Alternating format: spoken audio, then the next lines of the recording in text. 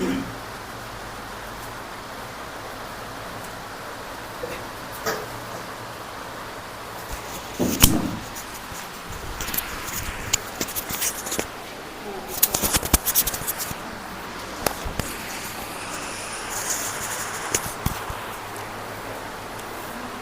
వచ్చిన సహోదరులందరికీ మన ప్రభు యేసుక్రీస్తు వారి నామంలో వందనములు తెలియజేస్తున్నామండి. దేవుని మహాప్రేమను బట్టి ఒక్కరోజు బైబిల్ తరగతిని అనంతపురం క్రీస్తు సంఘం ద్వారా నిర్వహింపబడడానికి దేవుడు కనికరం చూపించాడు. దాని కొరకు కూడి వచ్చిన మీ అందరికీ ఆయన చూపించిన ప్రేమను బట్టి దేవునికి స్తోత్రం తెలియజేస్తూ ఉన్నాం. ఈ రోజున మనం నేర్చుకొనబోయే ప్రాథమికమైన అంశం క్రీస్తు ప్రభు యొక్క పునరుత్థాన ఫలితాలు. యేసుక్రీస్తు వారి యొక్క పునరుత్థానం మీద క్రైస్తవ్యము పునాది వేసుకుంది. క్రైస్తవ్యానికి పునాది క్రీస్తు ప్రభు యొక్క శిలువ మరణము, పునరుత్థానమై ఉన్నది. యేసు ప్రభు పునరుత్థానం లేకపోతే క్రైస్తవ్యానికి విలువ లేదు. క్రైస్తవ విశ్వాసము విలువలేనిదై అర్ధరహితమైనదై ఉంటుంది. పునరుత్థానం అంటే చనిపోయి తిరిగి లేపబడడం. భూమి మీద చనిపోయిన వారిలో అనేక మంది సమాధిలోనే ఉండిపోయారు, కానీ క్రీస్తు ప్రభు మాత్రమే దేవుని శక్తి చేత తిరిగి లేపబడ్డాడు. ఆయన యొక్క పునరుత్థానం మీద విశ్వాసం కలిగిన వారికి దేవుడు తీర్పు లేకుండా చేశాడు. మానవ జీవితానికి ఒక స్థిరమైన విశ్వాసంతో కూడిన గమ్యాన్ని ఏర్పాటు చేశాడు దేవుడు క్రీస్తు పునరుత్థానం ద్వారా. అంతకుముందు మనుషులు చనిపోయిన తర్వాత ఏం జరుగుతుందో ఎవరికే తెలియదు. బ్రతికి ఉన్నంతకాలం మనుషుల యొక్క సిద్ధాంతాలు ఎలాగున్నాయంటే, రేపు చనిపోతాం కనుక తిందము త్రాగుదాము అనే సిద్ధాంతాల మీద మానవ జీవితాలు గడిపేవి. కొరింథీయులకు రాసిన మొదటి పత్రిక 15వ అధ్యాయంలో అపోస్తలుడైన పౌలు ద్వారా పరిశుద్ధాత్మ తెలియజేస్తున్న మాట. కొరింథీయులకు రాసిన మొదటి పత్రిక 15వ అధ్యాయం. పునరుత్థానం లేని దినములలో మనుషుల యొక్క ఫిలాసఫీ ఆలోచనలు ఎలాగున్నాయో ఒకసారి చూస్తాం. కొరింథీయులకు రాసిన మొదటి పత్రిక 15వ అధ్యాయము 32వ వచనంలో ఈ మాట రాయబడింది.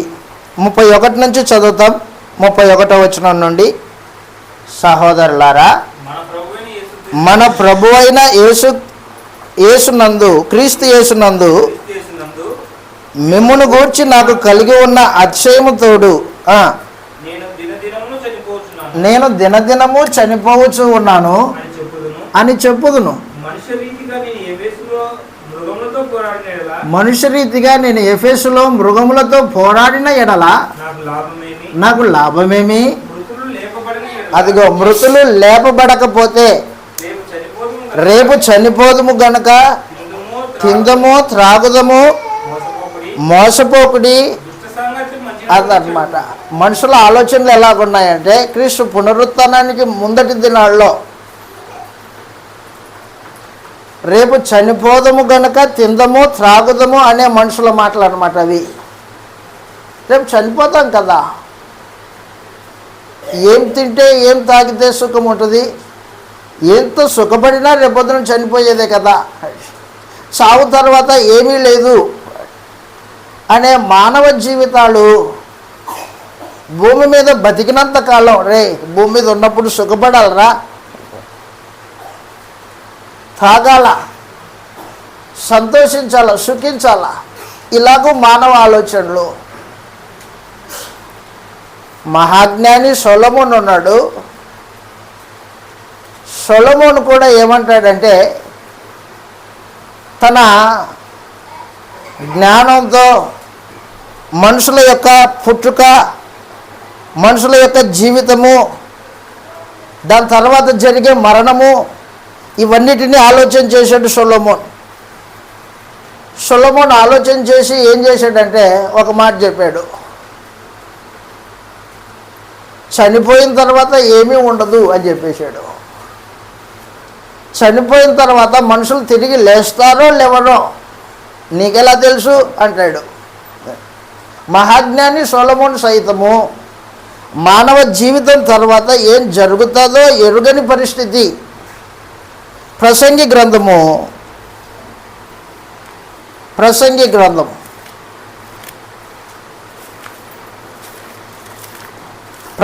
గ్రంథంలో సొలొమోను భూమి మీద అతని అంత జ్ఞానం ఎవరికే లేదు, అన్నీ పరిశీలన చేసిన వాడు మాట్లాడుతున్న మాట చూడండి. జ్ఞానం కలిగిన వాడు ఏమంటున్నాడంటే 9వ అధ్యాయం, ప్రసంగి గ్రంథం 9వ అధ్యాయము 4వ వచనంలో ఈ మాట రాయబడింది. ప్రసంగి గ్రంథము 9వ అధ్యాయము 4వ వచనంలో అదన్నమాట, బ్రతికి ఉండు వారితో కలిసి ఉండు వారు, కలిసిమెలిసి ఉన్న వారికి ఆశ కలదు, చచ్చిన సింహం కంటే బ్రతికి ఉన్న కుక్క మేలు కదా అంటున్నాడు. చావటం కంటే బతికుండడం మేలు అంటున్నాడు సొలొమోన్. చచ్చిపోయిన సింహానికి బతికున్న సింహం వేరే. బతికున్న సింహము, దాని గాంభీర్యము, దాని వేట, దాని పనితీరు, శత్రు జంతువుకి గడగడ గుండెల్లో భయం. మృగపు రాజు సింహం అయినా చచ్చిపోయింది. చచ్చిపోయిన సింహానికి ఏ బలం ఉండదు, ఏ గాంభీర్యం ఉండదు, ఏమీ ఉండదు అంటాడు సొలొమోన్. అంటే మరణం తర్వాత ఏమీ ఉండదు, బ్రతికున్న తర్వాత ఏమైనా కానీ. కుక్క బతికుంది, అయితే దానికి విలువ ఉంది, దానికి ఆశ ఉంది, ఆలోచన ఉంది అంటాడు సొలొమోన్. అంటున్నాడు కిందికి ఏమంటున్నాడంటే, ఇంకా బ్రతికి ఉండువారు తాము చతురని ఎరుగుదురు, అయితే చచ్చిన వారు ఏమీ ఎరుగరు, వారి పేరు మరవబడి ఉన్నది, వారికి ఇక ఏ లాభము కలగదు అని. వారికి చనిపోయిన తర్వాత ఏమీ లేదు అంటాడు సొలొమోన్. అది చావు తర్వాత మనుషుడికి ఏమీ లేదు. సొలొమోను సైతము మరణం తర్వాత జరిగే పరిస్థితులు ఎలాగుంటాయో ఎరుగని వాడై ఉన్నాడు.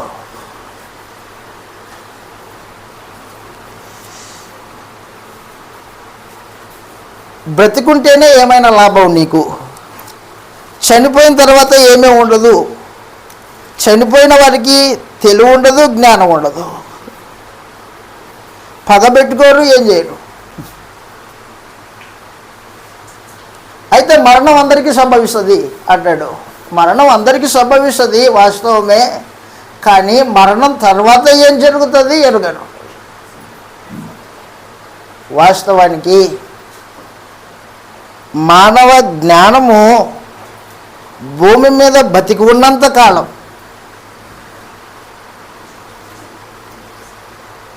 జానుడు పొట్ట కొరకే ఆలోచన చేసిందే కానీ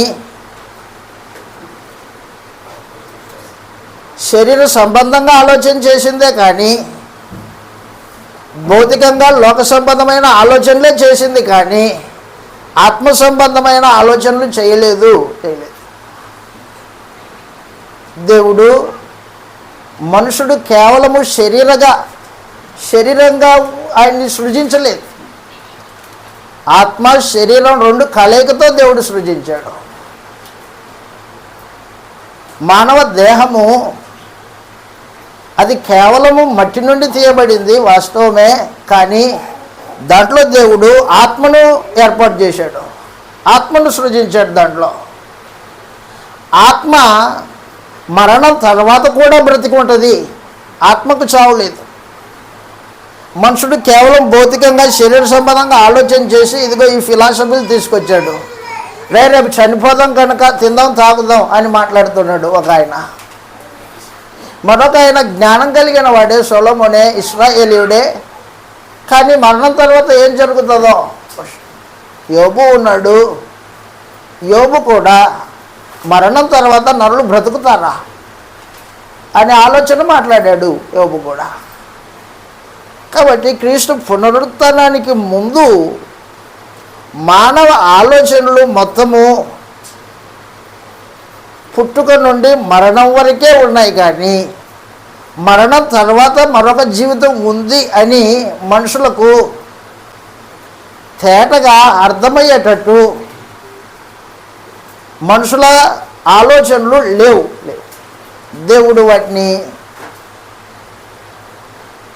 తెలియపరిచాడు, కానీ మనుషులు దాన్ని కనుగోలేదు. మరణం తర్వాత మరొక జీవితం ఉంది.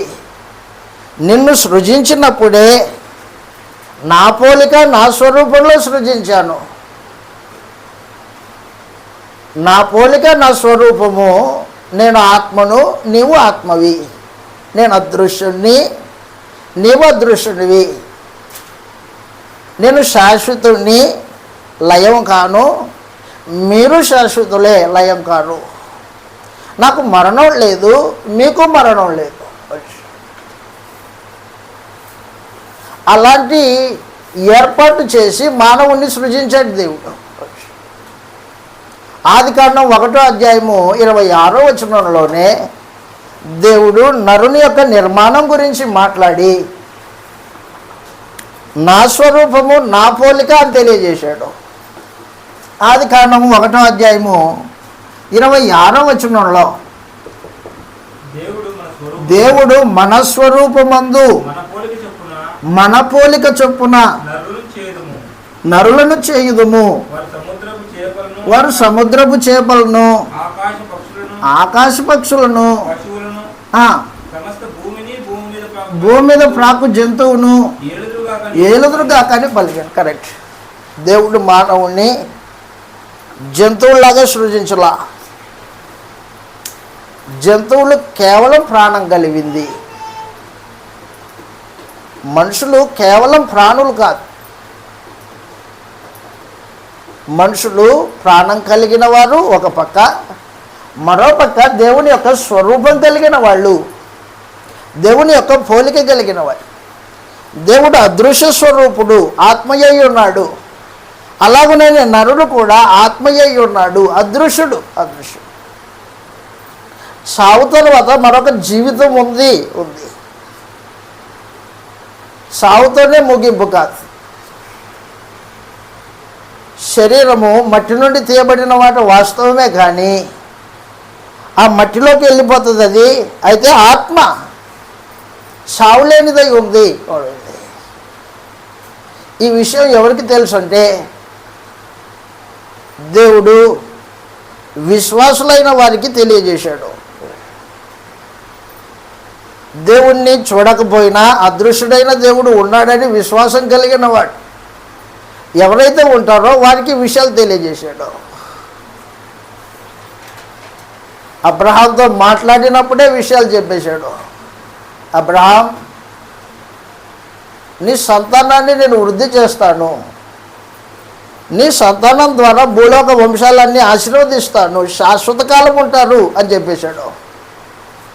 కాబట్టి మనుషులు మరణం తర్వాత నిలిచి ఉంటారనే వాస్తవాన్ని భక్తులైన వారికి తెలియజేసుకుంటూ వచ్చాడు. విశ్వాసులకి అర్థమయ్యేటట్టు మాట్లాడాడు. అయితే మరి కొంతమందికి అర్థం కాల. మరణంతో ముగింపు అనుకునే మానవ జాతి ఆలోచనలు, మానవ ఆలోచనలు దేవుణ్ణి సరిగా అర్థం చేసుకోలేని మనుషులు, ఇలాగా అనేక మంది మరణమే ముగింపు అనుకునే భావన కలిగిన వాళ్ళు. జ్ఞాని సైతం పొరపాటు పడినాడు, చెప్పాను కదా మీకు. అలాంటి పరిస్థితుల్లో దేవుడు ఏం చేశాడంటే, పూర్వం నుండి మరణం తర్వాత జీవితం ఉంది అని చెప్పడానికి ఆయన తెలియజేసిన సందేశం చదువుతాం. ఇలాగ రాయబడింది నిర్గమకాండం 3వ అధ్యాయంలో. దేవుడు మోషేతో మాట్లాడడానికి వచ్చినప్పుడే తన దూత ద్వారా సందేశం ఇస్తూ ఉన్నాడు. నిర్గమకాండం 3వ అధ్యాయంలో, నేను మీ తండ్రి దేవుడును, అబ్రహాము దేవుడును, ఇస్సాకు దేవుడును, యాకోబు దేవుడును అని సందేశం ఇచ్చాడు. నిర్గమకాండం 3వ అధ్యాయము, నిర్గమకాండం 3వ అధ్యాయం 1వ వచనం నుండి, మోషే మిద్యాను యాజకుడైన ఇత్రో అను తన మామ మందను మేపుచు ఆ మందను అరణ్యపు అవతలకు తోలుకొని దేవుని పర్వతమైన హోరేబుకు వచ్చి ఒక పొద నడిమిన అగ్నిజ్వాలల్లో యెహోవా దూత అతనికి ప్రత్యక్షమై అతను చూచినప్పుడు ఆ అగ్ని వలన ఆ పొద మండుచూ ఉండెను, కానీ పొద కాలిపోలేదు. అప్పుడు మోషే, విచిత్రం అన్నమాట, పొద కాలిపోలేదు కానీ మంటలు వస్తున్నాయి. బాగా వినాలా, పొద కాలిపోలేదు, మంటలు వస్తున్నాయి. ఆ విచిత్రాన్ని చూస్తున్నాడు మోషే. నేను ఆ తట్టు వెళ్ళి ఈ గొప్ప వింత చూతునని అనుకోనేను. యెహోవా చూచెను, ఆ పొద నడుమ నుండి మోషే మోషే అని అతన్ని పిలిచాను. చిత్తం ప్రభువా నేను. అందుకు ఆయన, నీ పాదముల నుండి నీ చెప్పులు విడువుము, నీవు నిలిచి ఉన్న స్థలము పరిశుద్ధ ప్రదేశము అనెను. అదిగో నేను నీ తండ్రి దేవుడను, అబ్రహాము దేవుడను, ఇస్సాకు దేవుడను, యాకోబు దేవుణ్ణి అని చెప్పగా చూడవెరిచని చూడలేకపోయాడు. యెహోవా దేవుడు ఇట్లా, నేను ఐగుప్తులో ఉన్న నా ప్రజల బాధను నిశ్చయంగా చూచి తిని.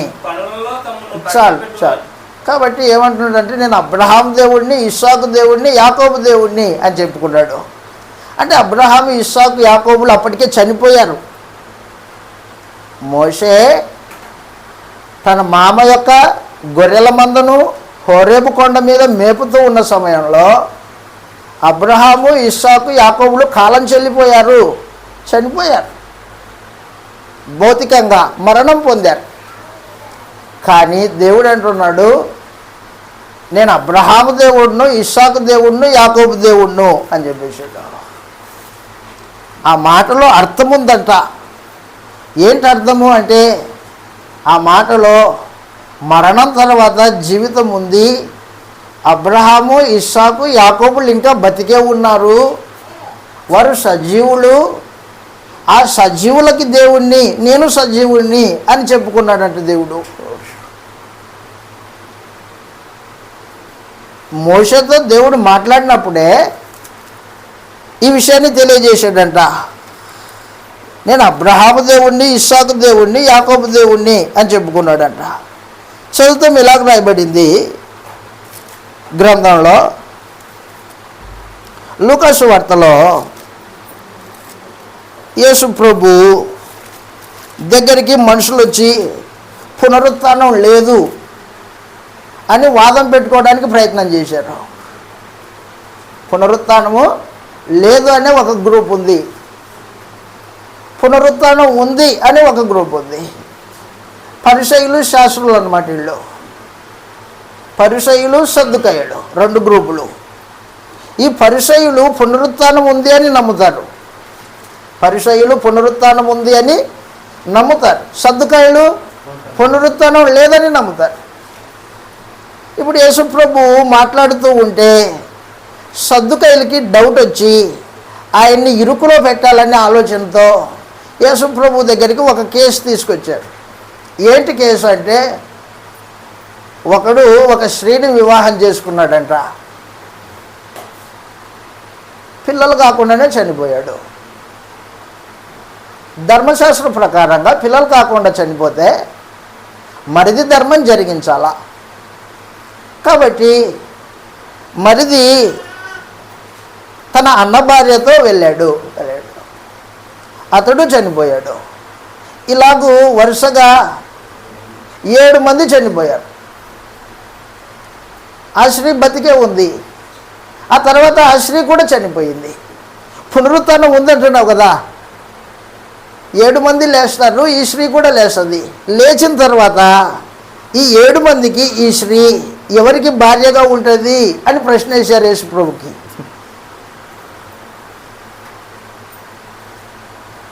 పునరుత్థానం ఉందంటున్నావే, ఉంటే ఎవరికి ఈమె భార్య అవుతుంది చెప్పు ఈ 7 మందిలో.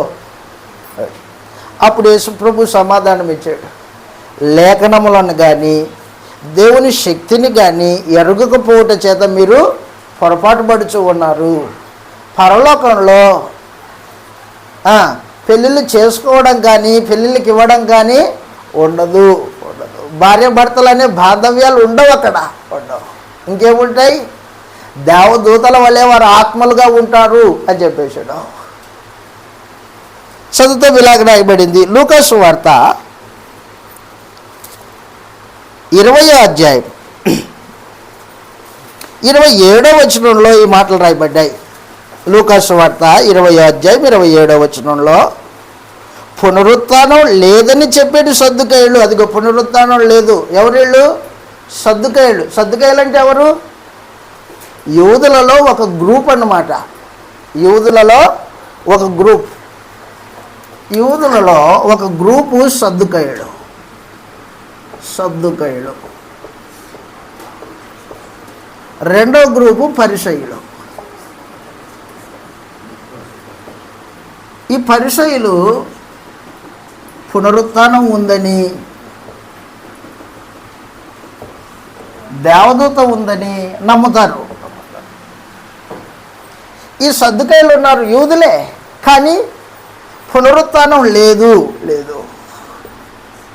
దేవదూత లేదు, ఆత్మ లేదు అనే భావన.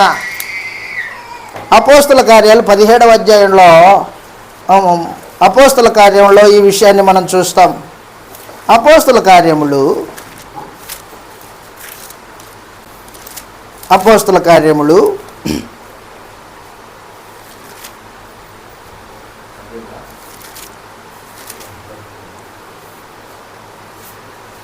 అధ్యాయం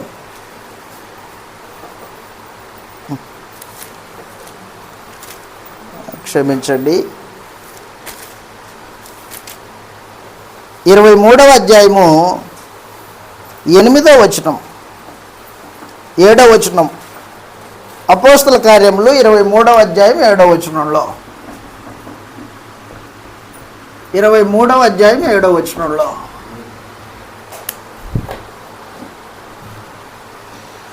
అతడు అలాగూ చెప్పినప్పుడు, పౌలు మాట్లాడుతున్నాడు, అతడు అలాగూ చెప్పినప్పుడు పరిసయ్యులకును సద్దుకాయులకును కలహము పుట్టెను. ఆ సమూహము 2 పక్షముల వారు ఆయను. సద్దుకాయులు పునరుత్థానం లేదనియు, అదిగో సద్దుకాయులు ఏం లేదంటారు? పునరుత్థానం లేదంటారు. చనిపోయిన తర్వాత తిరిగి లేచేదంటూ ఏం లేదు లేదనియు, దేవదూత అయినను ఆత్మ అయినయు లేదనియు చెప్పుదురు. కానీ పరిసయ్యులు 2ను కలవని ఒప్పుకొందురు. అప్పుడు పెద్ద గొల్లు పుట్టెను అని చెప్పేశాడు. పరిసయ్యులు పునరుత్థానం ఉంది, దేవదూత ఉంది, ఆత్మ ఉంది అంటారు వాళ్ళు. సద్దుకాయులు లేదంటారు. కాబట్టి ఇప్పుడు యేసు ప్రభు దగ్గరికి వచ్చిన ఒక గ్రూప్ ఎవరాళ్ళు? సద్దుకాయులు. వచ్చి ఏమడుగుతున్నారు? యేసు ప్రభుని ప్రశ్నించారు. లూకా సువార్త 20వ అధ్యాయంలో, లూకా సువార్త 20వ అధ్యాయం 27వ వచనంలో, పునరుత్థానం లేదని చెప్పేటి సద్దుకాయులు కొందరు ఆయన యొద్దకు వచ్చి ఆయనని ఇట్లా అడిగిరి, బోధకుడా, భార్య బ్రతికి ఉండగా ఒకని సహోదరుడు సంతానం లేక చనిపోయిన ఎడల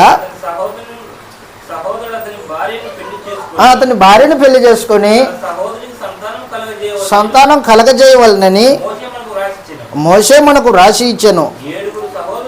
అదిగో 7 సహోదరులు ఉండిరి. బాగా వినాల. 7 సహోదరులు ఉండిరి. మొదటివాడు ఒక స్త్రీని పెళ్లి చేసుకుని సంతానం లేక చనిపోయాను. రెండో వాడును 3వ వాడును ఆమెను పెళ్లి చేసుకుండ్రి. చనిపోయి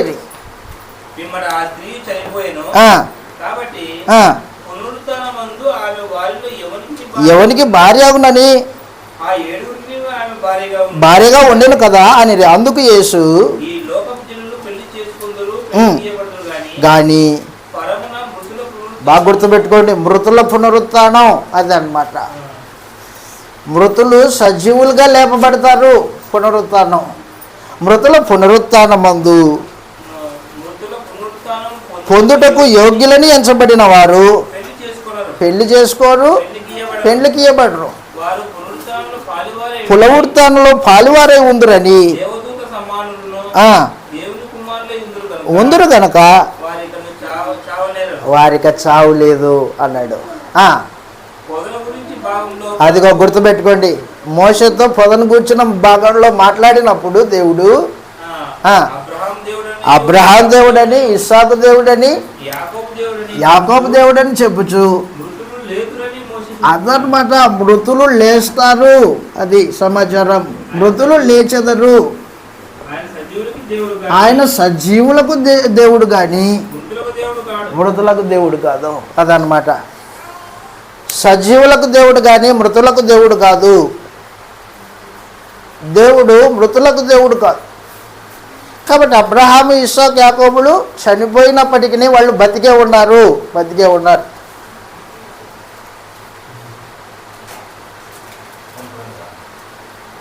వాళ్ళు బతికే ఉన్నారు. అంటే దేవుడు ఏం తెలియజేశాడంటే మృతులు లేస్తారని తెలియజేశాడంట మోషే దగ్గర.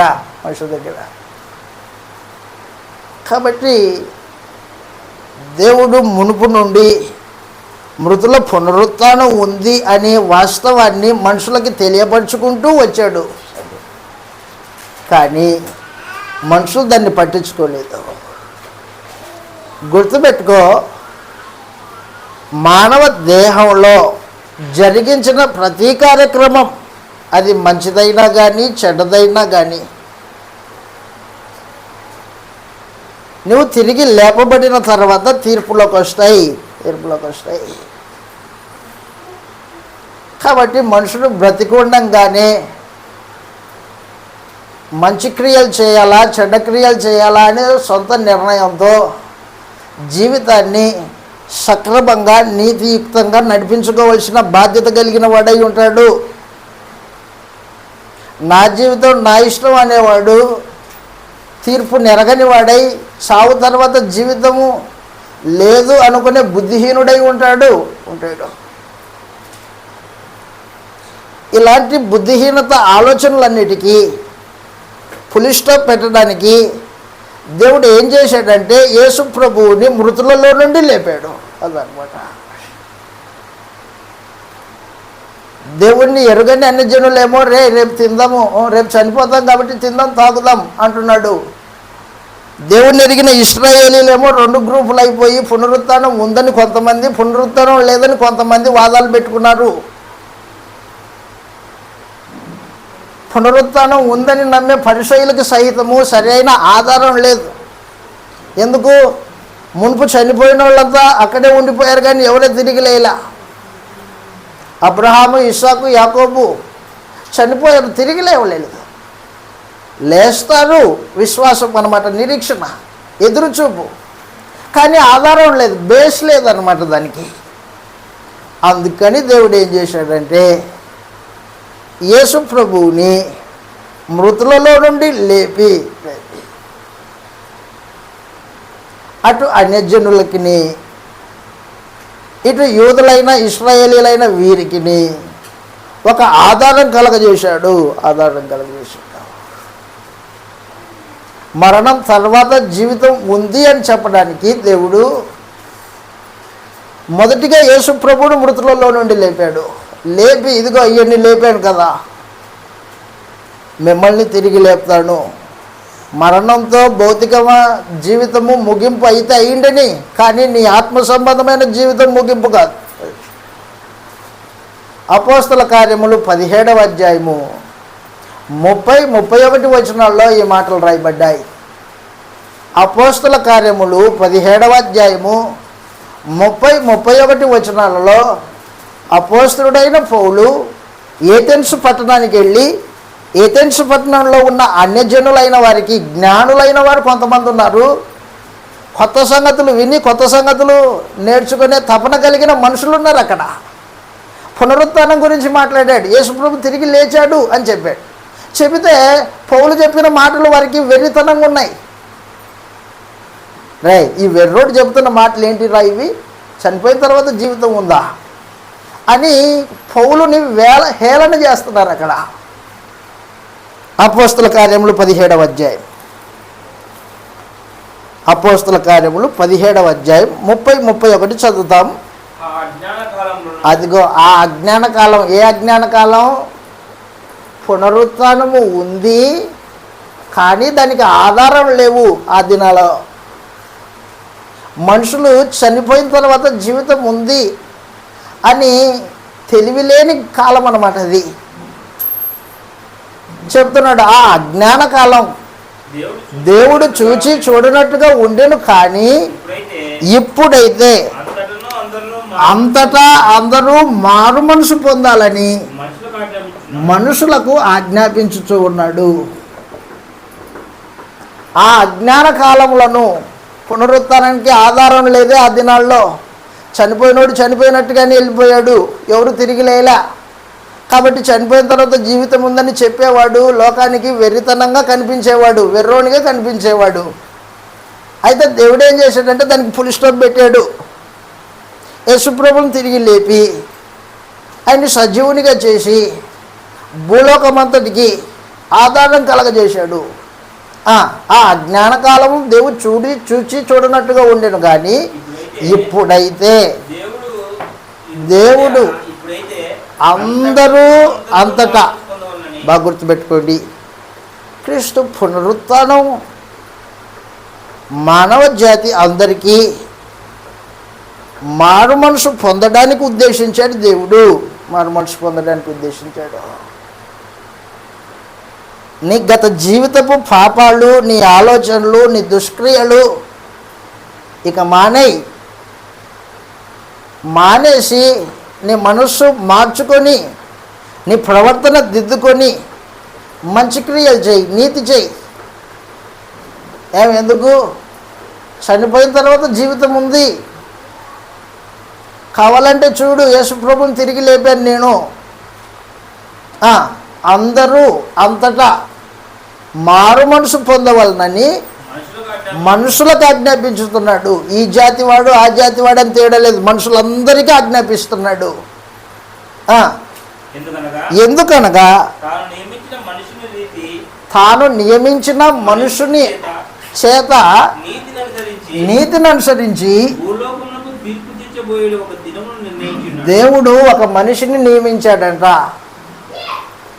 ఎవరా మనిషి? యేసుక్రీస్తు. యేసుక్రీస్తు చేత భూలోకానికి తీర్పు తీర్చాలని ఒక దినాన్ని నిర్ణయించాడంట. ఒక దినం. ఎవరైతే యేసు ప్రభువునందు విశ్వాసం ఉంచుతారో వారు తీర్పులో నుండి బయటకు వస్తారు. ఎవరైతే యేసు ప్రభువునందు విశ్వాసం ఉంచలేదో, ఎందుకు విశ్వాసం ఉంచలేదు వాళ్ళు? దేవుడు యేసు ప్రభువును మృతులలో లేపినా నమ్మలేదు కదా, నమ్మలేదు. అవిశ్వాసము. దేవుడు రుజువు పెట్టాడు. మానవ జీవితం తర్వాత, భూమి మీద బతికి చనిపోయిన తర్వాత మరొక జీవితం ఉంది. కావాలంటే చూడు. రుజువు పెట్టిన తర్వాత కూడా నమ్మలేదు కాబట్టి వారికి తీర్పు ఉంది. దేవుడు నియమించిన మనుషుని చేత నీతిని అనుసరించి యేసుప్రభుని నమ్ముకున్న వాడిని నీతిమంతునిగా, యేసుప్రభునందు విశ్వాసం ఉంచని వాడిని దుర్నీతిమంతునిగా దేవుడు ఎంచి మానవ జాతికి తీర్పు తీర్చబోతున్నాడు. ఒక దినాన్ని నిర్ణయించి ఉన్నాడు, ఒక దినమును నిర్ణయించి ఉన్నాడు. నమ్మకపోతే మీరు రేపొద్దున తీర్పులో నిలబడతారు అని చెప్పేశాడు. కాబట్టి క్రీస్తు పునరుత్థానం, మృతులలో నుండి క్రీస్తుని దేవుడు లేపడం ఆయన యొక్క ఉద్దేశం. మానవ జాతికి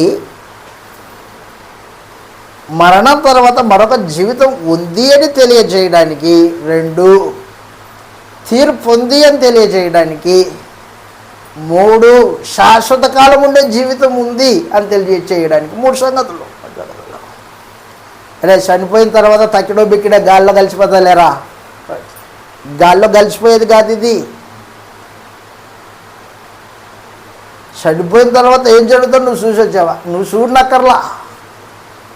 చరిత్ర వాస్తవం. కృష్ణ ప్రభు యొక్క పునరుత్థానం మొదటి శతాబ్దపు చరిత్ర వాస్తవం అన్నమాట. కృష్ణ ప్రభు యొక్క పునరుత్థానం కళ్ళబొల్లి కబురు కాదు ఇది, కృష్ణ పునరుత్థానం అనేది. కాబట్టి కృష్ణ పునరుత్థానం ద్వారా మానవ జాతికి మారు మనసును కలగజేసి, ఎవరైతే కృష్ణ ప్రభునందు విశ్వాసం ఉంచుతారో వారిని నీతిమంతులుగా ఎంచి, ఎవరైతే విశ్వాసం ఉంచలేదో వారిని తీర్పులో నిలబెట్టి శిక్షించబోతాడు. దేవుడు శిక్షించబోతాడు. మరణం తర్వాత జీవితం ఉంది. చదువుతాం. ఇలాగ రాయబడింది మార్కు సువార్త 9వ అధ్యాయం. మార్కు సువార్త 9వ అధ్యాయంలో, నీ అవయవాలు నిన్ను పాపానికి ప్రేరేపించితే నీ అవయవాల్ని అణుసుకో. లేదా పాప ప్రేరేపణలో గాలి కొట్టుకొని పోయినట్టు ఆ పాపంలో మునిగిపోయావనుకో, రేపొద్దున తీర్పు ఉంది, గుర్తుపెట్టుకో. మార్కు సువార్త 9వ అధ్యాయంలో దేవుడు ఆత్మను శిక్షించబోతాడు. మార్కు సువార్త 9వ అధ్యాయంలో ఈ విషయాన్ని మనం చదువుతాం.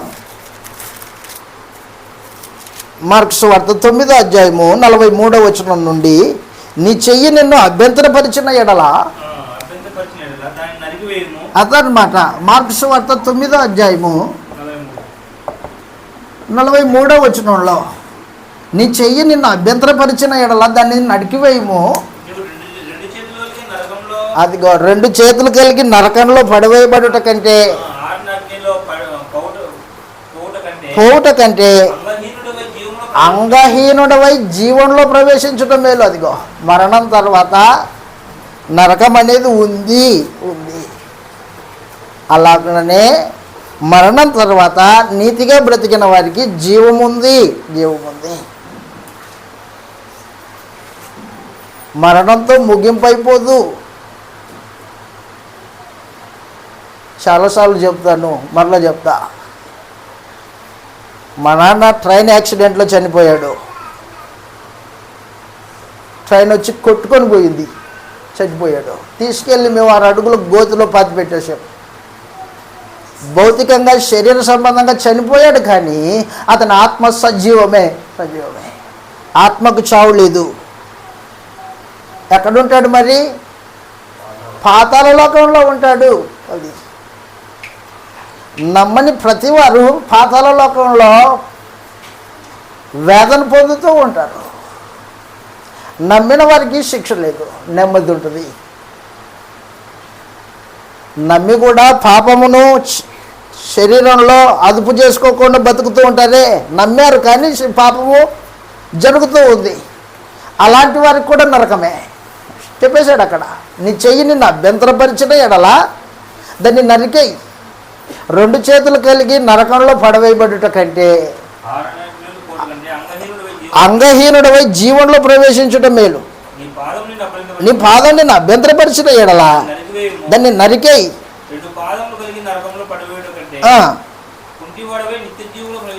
నిత్య జీవంలో ప్రవేశించడం. అదిగో నిత్య జీవం ఉంది. పునరుత్థానం తర్వాత నిత్య జీవం ఉంది. నీ కన్ను నిన్ను అభ్యంతరపరిచిన ఎడల దాన్ని తీసి పారవేయము. 2 కన్నులు కలిగి 2 కన్నులు కలిగి నరకంలో పడవేయబడుట కంటే ఒంటి కన్ను గలవాడవై దేవుని రాజ్యంలో ప్రవేశించుట మేలు. నరకమున వారి పురుగు చావదు, సావుతో అయిపోలేదు, సావు తర్వాత జీవితం ఉంది. కాబట్టి క్రీస్తు పునరుత్థానము అటు విశ్వాసులైన వారికి, విశ్వాసము లేని వారికి ఒక ఆధారముగా ఏర్పాటు చేశాడు. విశ్వాసం కలిగిన వారికేమో నిరీక్షణకు ఆధారం, అది నిత్య జీవపు నిరీక్షణకు ఆధారం. విశ్వాసం లేని వానికేమో తీర్పు దినానికి ఆధారం, అది తీర్పు దినానికి ఆధారం. తీర్పు ఉంది. కాబట్టి క్రీస్తు పునరుత్థానం గూర్చి, ఆ పునరుత్థానం యొక్క ఫలితాల గురించి తెలుసుకోవడం అనేది ఎంతో అవసరం, ఎంతో అవసరం. ఒకడు క్రైస్తవుడు యథార్థవంతుడిగా బతకాలంటే క్రీస్తు పునరుత్థానం యొక్క ఫలితాలు ఎరగాల. క్రైస్తవుడిగానే, నిజ క్రైస్తవుడిగానే బతకాలంటే నీకు పునరుత్థానం యొక్క ఫలితాలు తెలిసి ఉండాల. ఆ పునరుత్థానాన్ని నమ్మడం వలన దేవుడు నీకు అనుగ్రహించే నిత్య జీవము ఎంత ఉన్నతమైందో నీకు తెలియాలి. అది తెలియలేదనుకో, గమ్యం తెలియని పక్షి ఎక్కడ పోతుంది? ఇల్లు వాకిల్ లేదు పక్షికి, ఎక్కడికి పోతుంది? గాలికి అటు ఇటు మొత్తం తిరుగుతూ ఉంటుందా? అలసిపోతుంది. చెట్టు లేదు, వాకిల్ లేదు, ఇల్లు లేదు, గూడు కట్టుకోవాలా, ఎక్కడ పోతుంది అది? గమ్యం లేని పక్షి. అలాగో క్రీస్తు యొక్క పునరుత్థానం లేకపోతే మానవుని యొక్క జీవితం అలాంటిదే. మానవ జీవితానికి గమ్యం లేనిదై ఉంటుంది. అందుకని దేవుడు ఏర్పాట్లు చేశాడు. అయితే గుర్తుపెట్టుకో, క్రీస్తు ప్రభు యొక్క పునరుత్థానము అపోస్తలుల యొక్క ఊహల్లో నుంచి వచ్చింది కాదది, కథ కాదది, అదనమాట. కథ కాదు. అనగనగా ఒక రాజు ఉండే, రాజుకి 7 కొడుకులు ఉండ్రి, ఇది కథ. యేసు పునరుత్థానం కథ కాదు. అపోస్తలులు 12 మంది యేసు ప్రభుకి, ఈ 12 మంది కల్పించిన కథ కాదు క్రీస్తు పునరుత్థానం, చరిత్ర వాస్తవం. మానవ నాగరికత చరిత్రలో సంపూర్ణంగా లిఖింపబడి ఉంది. రోమ సామ్రాజ్యపు యొక్క పుటల్లో రాయబడింది క్రీస్తు ప్రభు యొక్క పునరుత్థానం. నేటికి ఖాళీ సమాధి సాక్ష్యముగా ఉంది క్రీస్తు పునరుత్థానానికి. కాబట్టి మొట్టమొదటిగా ఇప్పుడు మనం ఏం చూడబోతామంటే క్రీస్తు పునరుత్థానానికి రుజువులు చూస్తాం. ఆ తర్వాత క్రీస్తు పునరుత్థానం వలన మానవ జాతి కలిగిన ఫలితాలు ఏంటివి అని మనం నిదానంగా ఒకటి తర్వాత ఒకటి ఈ రోజున మనం లేఖనాల్లో నేర్చుకుంటాం. ఆ క్రీస్తు యొక్క పునరుత్థానము అపోస్తలులలో కలిగించిన మార్పు ఏంటి? ఈ రోజున క్రీస్తు పునరుత్థానాన్ని నమ్మాను అని మాట్లాడుకొని బాప్తిసం తీసుకున్న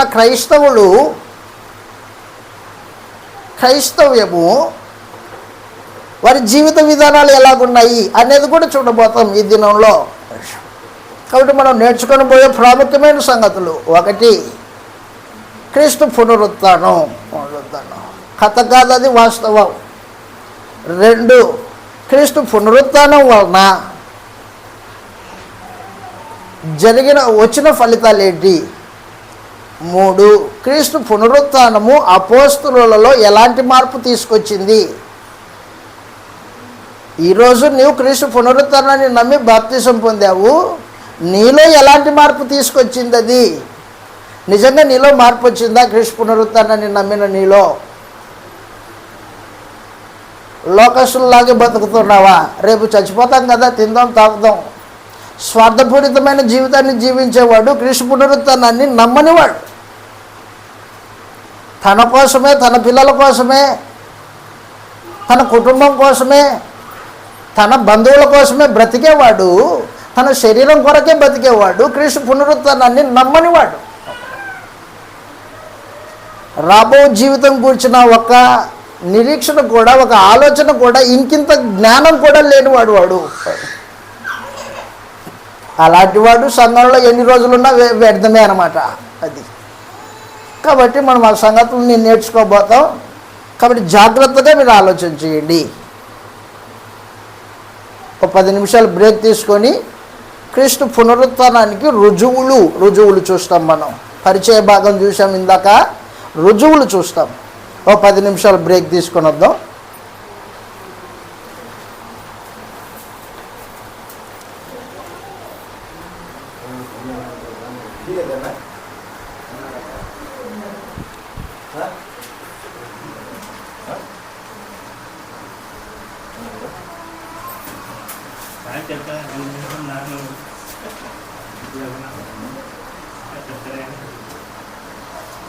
రికార్డింగ్ అవుతుందన్నా, నేను ఏం మాట్లాడినా రికార్డింగ్ అవుతుంది.